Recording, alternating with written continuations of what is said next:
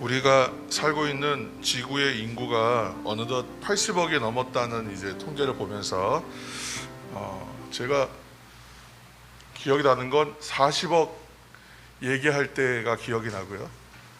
또 50억 얘기할 때도 기억이 나고 60억 얘기할 때도 제가 기억이 나는데, 그 다음에는 세계 인구, 지구에 살고 있는 세계 인구가 얼마인지를 생각하지 않고 지내다가 이제 말씀 준비하면서 이렇게 통계를 한번 보니까 80억이 넘었다. 지금은 더 늘고 있겠죠. 그래서 야, 이렇게 사람이 많아졌는가? 깜짝 놀랐습니다. 그런데 이렇게 많은 사람들이 있어도 참 더 신기한 건 뭐냐면 똑같은 사람은 하나도 없다는 거예요. 제가 고등학교 때, 저희 고등학교 1학년 때 고등학교를 입학해서 이제 제가 1학년 9반이었는데 그 반에 들어갔더니 이쪽에도 한 명 있고 저쪽에도 한 명 있어요. 똑같이 생긴 애가. 그래서 이름도 기억나는데 졸업하고 한참 지나서 40이 넘어가지고 우연히 한 명을 만났는데 저 친구가 형인가 동생인가 헷갈렸어요. 쌍둥이인데 하나는 이쪽에 앉고 하나는 이쪽에 앉아. 그런데 처음에는 학기 초에는 아무리 보고 자기들이 아무리 설명하고 자기들이 누가 모양이 이렇게 다르다, 얘는 이렇게 생겼고 이렇게 생겼다 엄청 강조하고 완전히 다르다는 거 자기네들끼리는. 그런데 제가 아무리 봐도 구분이 안 돼요. 그런데 한 달이 지나고 두 달이 지나고 언제부턴가는요 두 사람이 다르다는 걸 알겠어요. 그리고 완전히 다르다는 걸 알았어요. 그런데 밖에서 만나면 오랜만에 10몇 년, 20몇 년 만에 만나니까 저 친구가 형인지 동생인지는 여전히 헷갈리더라고요. 아무리 사람들이 닮았다 하더라도 쌍둥이마저도 다르다는 거예요, 서로. 그렇게 지역의 차이, 문화의 차이, 인종과 언어의 차이에 따라서 사람들은 다르고 그렇게 다양한 사람들이 있다는 거예요. 설명하지 않아도 생김새, 생각에 이르기까지 똑같은 사람은 한 사람도 없다는 거 우리가 다 잘 알고 있습니다. 모두가 다릅니다. 그런데 우리가 오늘은 하나님 주신 말씀을 기준해서 세상에 있는 사람들을 두 종류로 구분할 거예요. A와 B 이렇게 나누겠습니다. 이렇게 구분할 텐데 오늘은 하나님의 말씀에 의해서 이렇게 구분합니다. 첫째는 지혜로운 사람, 둘째는 어리석은 사람. 성경의 기준입니다. 그래서 이 분류는 바로 오늘 이제 말씀의 주제를 기준으로 구분한 것이고, 오늘 성경의 말씀은 우리에게 그래서 지혜의 삶이냐 어리석은 자의 삶이냐를 우리가 결정하고 또 지혜의 삶을 인도하는 지혜의 안내서가 되기를 축원합니다. 성경에는 지혜에 대한 말씀이 많이 나옵니다. 너무 많지만 지혜 그러면 가장 먼저 떠오르는 첫 번째 우리의 이제 생각에 떠오르는 인물이 있죠. 바로 지혜의 대명사 솔로몬입니다. 솔로몬은 왕위에 오르면서 백성을 판결하고 선악을 분별하는 지혜를 하나님 앞에 구했습니다. 기본의 일천번제도 유명하지만 더 유명한 것은 지혜 그러면 솔로몬, 하나의 공식처럼 되어 있어요. 솔로몬이 수많은 잠언과 정확하게 우리는 알 수 없지만 많은 시편도 남겼다. 전도서의 코헬렛이 이제 바로 전도자, 이 사람이 바로 솔로몬 왕이다. 전도서도 남겼고 아가서도 또 이 사람이 솔로몬이 저자다라고 얘기합니다. 그런데 솔로몬이 많은 잠언들을 남겼는데 이 잠언에서는 지혜를 뭐라고 우리가 정의한지 알고 계시죠? 여호와를 경외하는 것이 지혜의 근본이다. 그렇게 말씀하고 있어요. 하나님 잘 섬기고 하나님의 뜻을 분별하여 말씀대로 사는 것이 지혜다. 그렇게 생각한 것이죠. 또 지혜에 대한 신약의 대표적인 말씀을 꼽자면 에베소서 5장을 들 수 있어요. 에베소서 5장에도 지혜 있는 자, 또 지혜 없는 자, 곧 지혜 있는 자와 어리석은 자 이렇게 구분하고 있거든요. 에베소서 5장 15절에서 17절까지의 말씀, 우리가 잘 아는 말씀입니다. 함께 화면을 참조하셔서 함께 읽겠습니다. 에베소서 5장 15절. 그런즉 너희가 어떻게 행할지를 자세히 주의하여 지혜 없는 자같이 하지 말고 오직 지혜 있는 자같이 하여 세월을 아끼라. 때가 악하니라. 그러므로 어리석은 자가 되지 말고 오직 주의 뜻이 무엇인가 이해하라. 아멘. 잘 이제 읽으면서 바로 이 말씀이 우리 안으로 들어와야 되는데, 우리가 이제 자꾸 실수하는 거는 읽다가 보면 이 뜻을 잘 이렇게 받아들이지 못하고 읽는 데 치중합니다. 그래서 읽고 나서는 눈으로 한 번 더 살펴보셔야 돼요. 보시면 지혜 없는 자 같이 하지 말고 지혜 있는 자가 되라는 거잖아요. 근데 그 사람은 어떤 사람이냐면 세월을 아끼는 사람. 그러니까 어리석은 자가 되지 않으려면 어떻게 해야 돼요? 주의 뜻이 무엇인가 이해해야 된다. 그러니까 주의 뜻이 무엇인가를 이해하는 것이 세월을 아낀다는 것과 일맥상통한 얘기가 되는 거잖아요. 그러니까 무슨 말씀인지 이제 이해가 되실 거예요. 세월, 인생에 주어진 시간을 아끼며 사는 사람이 지혜롭다는 얘기인데, 그러면 주의 뜻을 이해하지 못한 사람은 어리석은 사람이잖아요. 그러니까 하나님이 주신 인생을 낭비하지 않는 것, 주님의 뜻에 맞게 살아가는 것, 주님의 뜻에 맞게 의미 있는 시간으로 살아내는 것, 지혜로운 삶이다라고 말씀하고 있는 거예요. 그리고 이제 오늘 본문인 예수님께서 우리에게 주시는 말씀이 있습니다. 예수님께서 친히 가르쳐 주신 산상수훈에 기록된 지혜의 말씀에 지혜에 관한 말씀을 함께 묵상하면서 오늘 참된 지혜와 지혜로운 생활의 의미를 발견하시기를 축복합니다. 또 지혜로 충만한 삶을 사시는 저와 여러분 되시기를 예수님의 이름으로 축원합니다. 오늘 이제 본문 마태복음 7장에는 우리가 잘 아는 이야기, 반석 위에 집을 지은 사람, 그리고 모래 위에 집을 지은 사람. 우리 어린이들도 잘 아는 이야기일 겁니다. 반석 위에 집을 지은 사람이 있고 모래 위에 집을 지은 사람이 있다. 그런데 우리가 좀 잘 알아야 될 것은 이 말씀이 어디에 위치하고 있는가를 봐야 됩니다.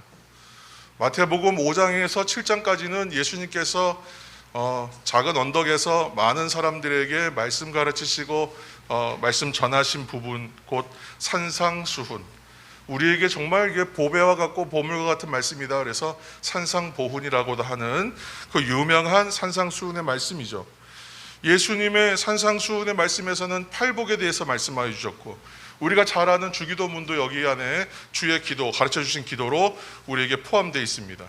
그리고 무엇이든지 남에게 대접을 받고자 하는 대로 너희도 남을 대접하라. 황금률의 말씀, 7장 12절 말씀. 이런 아주 주옥과 같은 말씀들이에요. 그래서 산상수훈을 인도의 무저항 운동으로 유명한 마하트마 간디가 산상수훈을 그렇게 열심히 읽었대요. 생활의 지침으로 삼을만 하다. 그래서 이것을 그가 그리스도인은 아니지만 정말 보배와 같고 인생에 정말 중요한 그러한 아주 선언이고 말씀이다. 그래서 이 말씀을 그렇게 가까이 읽었다라는 기록도 있습니다. 이 산상수훈의 결론 부분에 이 말씀이 위치하고 있다는 거예요. 그래서 24절부터 27절 정도까지의 말씀은 이제 오늘의 비유의 이야기지만, 마지막 절에 해당하는 두 절의 이야기는 산상수훈 전체를 결론 짓는 이야기이기도 합니다. 그러니까 오늘 이 결론부에 이 말씀이 위치하고 있는 것은 우리에게 좀 중요한 의미가 있다는 것이죠. 예수님께서 태어나신 곳은 나사렛이고 목수 가문에서 태어나셨죠. 그래서 요셉이 목수였고 예수님도 목수로 사셨습니다. 그러니까 누구보다도 집 짓는 것, 이러한 것에 대하여 이 개념에 대해서 능통하고 잘 아는 분이셨어요. 그래서 집을 짓는 것에 비유하여 오늘의 말씀을 주셨습니다. 우리 다 같이 마태복음 7장 24절 말씀 읽겠습니다. 7장 24절. 그러므로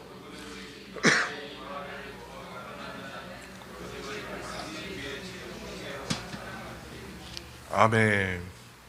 통상적으로 우리가 집을 짓고 건물 세울 때는 요즘에는 수평도 잡고 그 밑에 이 튼튼한 토대를 만들기 위해서 바닥 공사를 기초적으로 아주 많이 하죠. 그래서 바닥을 얼마나 깊이 파느냐에 따라서 건물을 더 튼튼하게 올릴 수 있기 때문에 바닥 공사를 철저히 합니다. 그래서 철근, 콘크리트, 거기 위에다 골조까지 이렇게 얹어서 공사한다고 해요. 그만큼 하부의 기초가 튼튼해야 건물이 바르게 서고 큰 어떤 어려움이 없다는 것을 알고 있다는 거예요. 이렇게 공사합니다.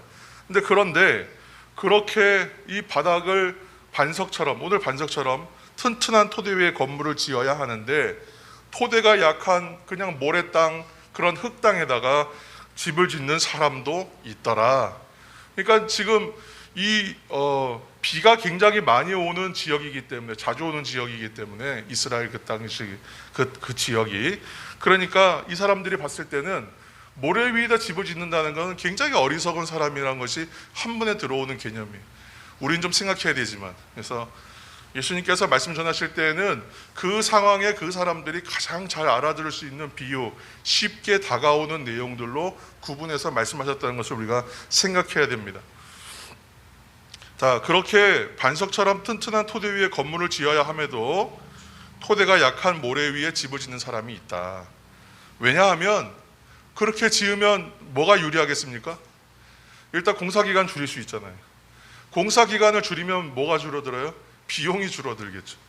재료값도 적게 들 뿐만이 아니라 굉장히 원래 모든 공사와 작업들은 결국은 요즘에 인건비고 그렇기 때문에 결국은 이 공기를 얼마나 줄이느냐로 그 비용을 줄일 수 있기 때문에 그렇게 하는 것이죠.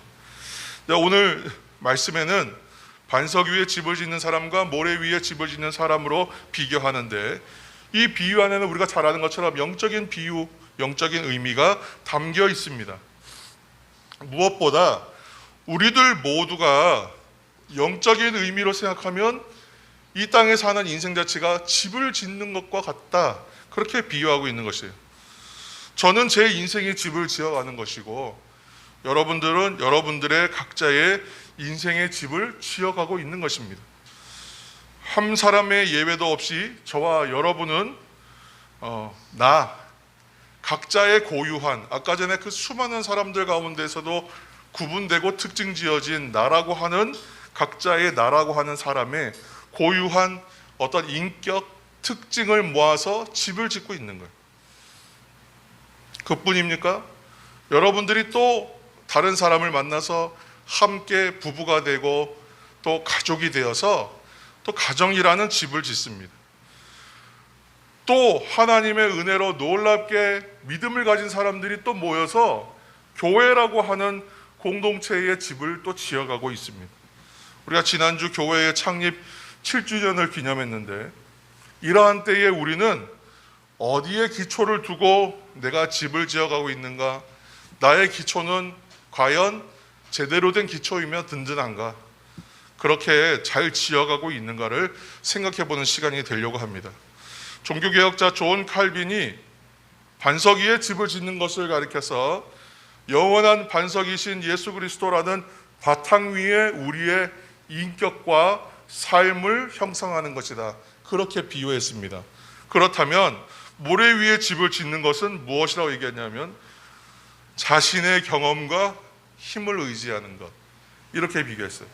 그러니까 한 사람은 영원한 반석이신 예수 그리스도 바탕 위에다가 나의 인격과 우리의 삶을 이렇게 형성하는 거고, 모래 위에 집 짓는 사람은 자신의 경험과 힘을 의지하는 것이다 라고 해석했어요. 우리가 이 반석이라는 말을 마태복음 16장의 베드로의 신앙 고백 장면에서 교회의 출발에 대한 얘기할 때 한번 우리가 같이 나눴습니다. 베드로가 예수님께 드렸던 신앙의 고백이에 예수님께서 말씀하셨어요. 바요나 시모나, 요나의 아들 시모나, 내가 복이 있다. 축복하시면서 너는 베드로라, 내가 이 반석 위에 내 교회를 세운다. 음부의 권세가 이기지 못한다. 말씀하셨잖아요. 그러므로 예수 그리스도를 향한 믿음이야말로 우리 인생의 반석이 되는 것이에요. 하나님의 아들이신 예수 그리스도에 대한 믿음이 있지 않습니까? 그 믿음이 있을 때 이 땅에 하나님 나라를 건설해 갈 수 있어요. 무슨 얘기냐 하면 우리는 예수 그리스도를 믿는 믿음 위에다가 지금 무엇을 쌓고 지어간다는 말씀입니다. 로마서 14장 17절 말씀 한 절 읽겠습니다. 로마서 14장 17절입니다. 하나님의 나라는 먹는 것과 마시는 것이 아니요 오직 성령 안에 있는 의와 평강과 희락이라. 아멘. 우리가 예수 그리스도를 향한 믿음의 반석 위에다가 우리가 성령의 능력을 힘입어서 어떤 기둥을 세워가는데, 그것을 무엇이라고 얘기하냐면 지금 의와 평강과 희락이라고 지금 로마서에 있는 말씀에서는 이야기하고 있습니다. 우리가 예수 그리스도를 향한 믿음의 반석 위에다가 성령의 능력을 힘입어서 정의와 평화와 기쁨의 기둥을 세워가면 이것이 하나님 나라를 세워가는 일이다라고 말하고 있는 거예요. 이렇게 세워가는 집은 어떤 집이냐면 홍수가 오거나 태풍이 와도 든든히 서 있게 되는 집이다. 말씀대로 음부의 권세, 마귀의 권세가 이기지 못하는 그러한 집이다. 그러나 어리석은 사람은요, 자신의 경험과 힘에 의지해서 어떻게 짓냐면 빠르게 짓고 쉽게 짓는 거예요. 인간의 경험과 힘으로만 지으면 처음에는 그것이 대단해 보이고 멋져 보일 수도 있습니다. 그러나 그 토대가 약하기 때문에, 모래와 같기 때문에 결코 견고할 수가 없다는 거예요. 기초가 약한 모래 위에 집을 짓는 사람들은 오늘날 세상 세태를 닮았어요. 빨리, 그리고 큰 돈을 쉽게 벌고 싶다는 거예요.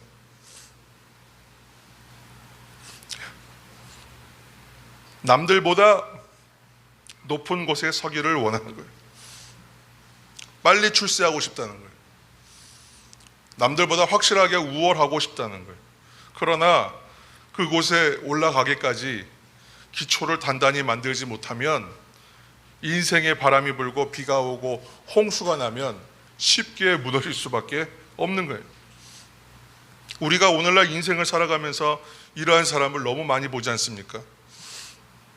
세상이 부러워하고 자랑할 수 있는 엘리트 코스를 밟은, 그렇게 해서 성공했다고 자고하던 사람들의 이면을 우리가 많이 봐요. 고위직에 오르고 높은 자리에 오르고 많은 돈을 벌었어요. 그런데 그 사람들의 삶의 이면 하나를 들춰보니까 너무나 많은 약점들이 드러납니다. 그것을 매스컴을 통해서 맨날 보고 있어요.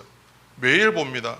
비리, 학폭, 불법, 부정, 이런 것 통해서 사람들이 그냥 우수수수 떨어집니다. 한 번에 나가 떨어져요. 그렇게 높은 곳까지 치열하게 올라갔을 텐데 한 번에 날아갑니다. 왜 그렇겠습니까? 그것이 마치 모래 위에 집을 지은 사람처럼 성공, 부, 명예, 지위, 이것을 인생의 목적으로 삼았기 때문에 그것을 목적으로 하고 그 위에 바탕하여 쌓은 집은 약할 수밖에 없다는 거예요. 성도 여러분, 우리 그리스도인들은 하나님의 나라라고 하는 집을 건축하는 삶을 살고 있는 것입니다. 예수 그리스도에 대한 믿음을 반석 삼아 그 반석 위에 우리의 인격과 우리의 삶을 이루어 나갈 때에 우리는 우리에게 내주하시는 성령의 능력도 힘입을 수 있습니다. 예수를 구주로 영접하고 믿음을 가진 사람은 누구나 성령을 받았습니다. 여러분, 이 사실을 기억하시고 아멘 하시길 축원합니다.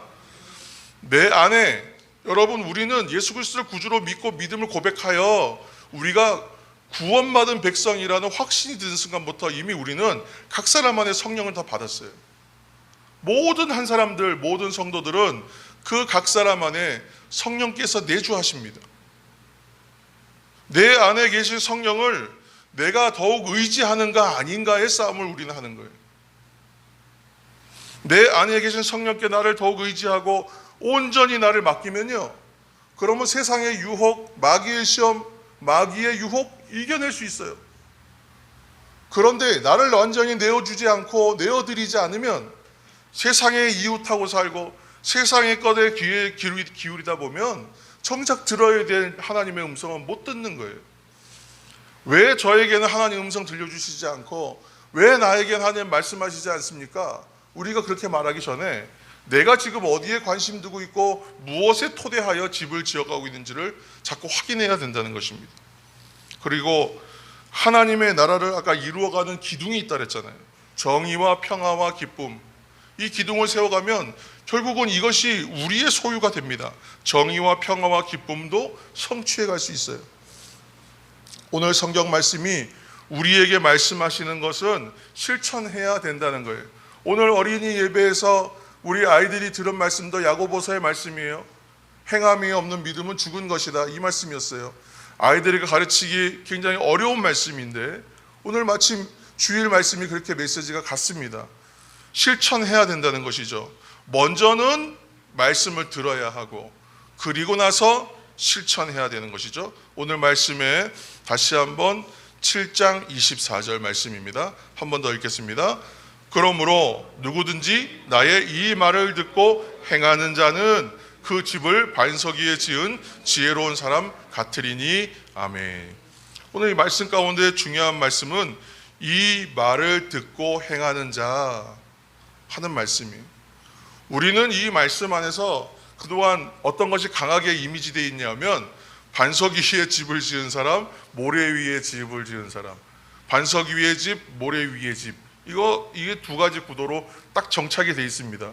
그런데 정작 더 중요한 말씀은 뭐였냐면 누구든지 나의 이 말을 듣고 행하는 자예요. 이 말씀은요, 산상수훈 전체의 말씀을 말하는 거예요. 이 말씀은요, 성경 전체를 받는 말씀이기도 해요. 그래서 누구든지 하나님의 말씀을 듣고 행하는 사람은 하나님의 말씀을 듣고 행하는 나는, 이렇게 바꿀 수 있는 말이 됩니다. 그러면 여기다 나를 집어넣어서 하나님의 말씀을 듣고 행하는 나는 그 집을 반석 위에 지은 지혜로운 사람과 같다. 얼마나 끝내주는 이야기가 됩니까? 하나님의 말씀을 듣고 그 말씀대로 살아가는 사람, 그 사람은 집을 반석 위에 지은 지혜로운 사람과 같다. 성도 여러분, 우리가 이 말 잘 알죠. 한 귀로 듣고 한 귀로 흘린다. 누가 한국 교회의 문제를 비판하면서 무엇이라고 얘기했냐면 한국 교회 성도들의 가장 큰 문제는 한 귀로 듣고 한 귀로 흘리는 게 문제다라고 했어요. 무슨 소리냐면 하나님 말씀 한 귀로 듣는데 그냥 흘려버린다는 거예요. 그리고 아멘 하고는 나가서는요, 그 말씀 전혀 나랑 상관없는 삶이 된다는 거죠. 이때에 한 귀로 듣고 한 귀로 흘려야 되는 이야기는 쓸데없는 소리들, 마음에 담을 필요 없는 말들은 무시하고 한 귀로 듣고 한 귀로 흘려야 됩니다. 그런데 정작 들어야 하는 하나님의 말씀마저 한쪽 귀로 듣고 한쪽 귀로 흘려버리기를 잘한다면 어떻게 되겠습니까? 듣기는 하는데 실제로는 듣는 것이 없어요. 제가 요즘에 억울한 사람 시리즈 계속 고민하고 있는데 제일 억울한 사람들이 뭐냐 하면 듣기는 들었는데 들은 것이 없는 사람, 제일 억울한 사람이에요. 아이들이 저기 제가 노량진에 몇 년 있었습니다만 노량진에 가보면 저희 때도 그런 적이 있어요. 단과 학원에 가서 유명한 선생님 강의를 들으려면 새벽같이, 요즘에 오픈런 유행이잖아요. 땡 하면 가서 이제 줄 서는 건데 줄 서서요, 새벽부터 몇 시간 줄 서서 정말 오픈런을 해서 그 수강증을 우리가 받아요.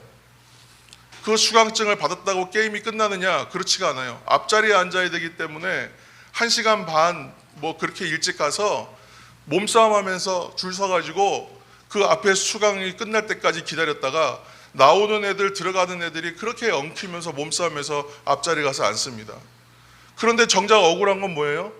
그 자리에 앉아서 열심히 듣긴 들었는데 하나도 기억이 안 나고 들은 게 없으면 얼마나 억울합니까? 그 숱한 노력들이 무슨 의미가 있겠어요? 맨 뒤에 앉았던, 늦게 들어갔던, 정말 문간방에 앉아서 듣던 간에 어느 곳에 앉았던 간에 그 말씀, 그 이야기들을 듣고 자기 걸 삼으면 그 사람이야말로 보석을 잡은 사람 아니겠어요? 누구든지 이 말을 듣고 행하는 사람은 그 반석 위에 집을 지은 지혜로운 사람과 같다고 말씀하시는 거예요. 듣기는 하는데 실제로도 듣는 것이 없는 억울한 인생이 아니라 오히려 양쪽 귀를 다 기울이고 내 전심을 기울여서 자세히 듣고 마음에 새겨서 행동과 삶으로 실천하는 것입니다. 야고보 사도는 이렇게 들어도 듣지 않는 사람들을 향하여 야고보서 2장 5장 3반절에 보시면 이렇게 말씀했어요. 내 사랑하는 형제들아 들을지어다. 안 들었을 거예요. 많은 사람들이 듣기는 들어도 듣지 않았어요. 듣기는 들었는데 듣질 않았다는 얘기는 듣기는 하는데 말씀대로 살지는 않았다는 거예요. 그러니까 들을지어다 그런 거예요. 그렇게 얘기하고 나서 2장 22절에 네가 보거니와 믿음이 그의 행함과 함께 일하고 행함으로 믿음이 온전하게 되었다. 믿음이라는 것은 관념으로 머무르는 개념이 아니라 삶으로 듣고 실천하는 것을 통하여 만들어지는 실체다라고 얘기하는 거예요. 믿음은 움직인다. 이것이 살아있는 것 같아서 만들어지는 것이다 라고까지 얘기하고 있는 것입니다. 다시 오늘 본문으로 가셔서 7장 26절 27절 말씀 우리가 함께 읽겠습니다. 26절 27절 나의 이 말을 듣고 행하지 아니하는 자는 그 집을 모래 위에 지은 어리석은 사람 같으리니 비가 내리고 창수가 나고 바람이 불어 그 집에 부딪힘에 무너져 그 무너짐이 심하니라. 아멘. 성도 여러분, 이처럼 믿음의 반석 위에 집을 짓는 것처럼 하나님 나라를 세워가는 그리스도인이라면 이런 억울한 일이 없어야 되죠. 그렇기 위해서는 무엇에 힘써야 하냐면 우리가 결국은 진리를 아는 데에 힘써야 합니다. 어느 기자가 전장에 경험이 많은 장군에게 다가가서 질문했어요. 장군께서 보시기에 이번에 이 전쟁에서 오늘 전투는 누가 승리하겠습니까? 어느 쪽이 이기겠습니까? 물어봤다는 거예요. 장군이 뭐라고 대답했냐 하면 아주 간단하게 대답했어요. 전진하는 쪽이 이긴다 그랬어요. 앞으로 나아가는 쪽이 이기는 겁니다. 이긴 사람들이 앞으로 나아가는 거 아닙니까? 그런데 그 말은 앞으로 나아가면 이긴다는 뜻이에요. 전쟁에서 앞으로 나가는 사람이 이기는 거예요. 멋진 말이잖아요. 앞으로를 향하여 전진하여 나아가는 쪽이 결국은 승리합니다. 이처럼 성도의 삶도 늘 조금씩 전진함이 있어야 되는 거죠. 머물러 있는 것은 이미 지기 시작한 거예요. 계속해서 나가야 돼요. 그러므로 우리의 믿음도 지식과 관념 속에 머물러 있는 것이 아니라 믿음은 구체적으로 행동하고 실천해서 우리의 삶으로 드러날 때 우리에도 영적인 승리가 있다는 것입니다. 그렇다면 마지막으로 실제로 그런 전진하는 삶을 살려면 행함이 있는 믿음의 생활을 해야 되는 것이잖아요. 그럼 우리는 어떻게 해야 할까요? 우리 몇 가지를 정리해 보았습니다. 첫 번째는 성령의 도우심이 있어야 됩니다. 항상 우리를 속이는 말이 있어요. 말이 잘 들리거든요. 속이는 말, 낙심케 하는 말, 분열하게 하는 말들이 있어요. 마귀의 음성입니다. 다음에 하면 되지. 남들도 안 하는데 뭐 어때? 남들도 다 그렇게 한다고 합디다. 이런 말들, 유혹하는 말이에요. 또 지금 아무도 안 봅니다. 아무도 모릅니다. 괜찮다. 이렇게 얘기하는 거 마귀의 말들이. 우리를 설득력 있게 다가오는 말들이 있어요. 현혹하는 말들이 마귀의 말들이에요. 그런데 성령께서 어떻게 말씀하시냐면 우리에게 이렇게 말씀하세요. 세상 모두가 그렇더라도 너만은 바르게 살아라. 걱정 마라. 내가 너를 붙들어 주리라. 두려워 말라. 너를 도와주리라. 오늘 즉시로 순종하여 행하라. 세상의 눈을 의식하지 말라. 하나님의 눈을 두려워해라. 하나님께서는 외모 안 보신다. 중심을 보신다. 그렇게 말씀하세요. 성도 여러분, 혹시 우리가 뭐 하다 보면 실패할 수 있어요. 잘한다고 하지만 실패하는 일이 얼마나 많습니까? 저도 실수하고 늘 실수하고 실패합니다. 그런데 그렇다고 해서 인생이 실패냐? 그렇지 않아요. 과정일 뿐이에요. 하나님 앞에서는 실패와 성공과 빛과 어두움이 모두 선을 이루어가는 과정으로 쓰신다는 것을 여러분 기억하시길 축원합니다. 하나님께서는 하나님의 뜻대로 살아가는 성도가 결국은 승리하기를 원하세요. 합력하여 선이 되게, 좋은 것 되게 하기를 원하세요. 그래서 세미한 음성 가운데 영원한 승리를 바라보라, 그렇게 성령께서 우리에게 말씀하여 주시는 것이죠. 성도 여러분, 그러므로 성령의 도움을 받기 위해서 우리는 하루를 시작할 때에, 어떤 일을 시작할 때에 여러분 기도로 시작하시기를, 꼭 기도로 시작하시기를 축복합니다. 하루를 시작할 때 새벽 기도하는 습관은 너무 좋은 습관이에요. 어떤 일을 시작하실 때에 하나님께 기도로 의뢰하시고 하나님의 뜻이 무엇인지를 형식적으로라도 여러분 꼭 구하시기를 축원합니다. 하나님께서는 그렇게 기도하는 성도에게 이미 내주하시는 성령을 통하여 말씀해 주세요. 그러면 음성 들리기 시작해요. 내 마음에 감동이 있게 돼요. 어떤 일들에 대해서는 감동이 있고 어떤 일들에 대해서는 감동이 없어요. 그러면 감동이 있는 쪽으로 가요. 내적인 동기 유발이 있다는 뜻입니다. 결국은 세상 소리, 사단 마귀의 음성 차단해 주세요. 들리긴 들려요. 그런데 무시할 수 있게 해주신다는 거예요. 결국은 합력하여 선으로 인도하신다. 두 번째로는 인생의 목적이 다른 세상의 목적과 성공에 있는 것이 아니라 하나님 영광을 위한 일이 목적이 되어야 됩니다. 그러면 잘 됩니다. 하나님의 영광을 위해 일하지 않고 나의 영광, 나의 성공, 나의 명예, 나의 지위를 위하여 일할 때 마귀가 역사하기 쉽기 때문에 그래요. 왜냐하면 내 거를 추구하다 보면요, 욕심이 앞서요. 내 거라고 생각하면 그렇게 욕심이 생겨요. 그래서 불의와 타협하고 또 이런 일들을 마다하지 않고 일하게 돼요. 수단과 방법 조금 넘어가면서 일하게 돼요. 위반도 하고요.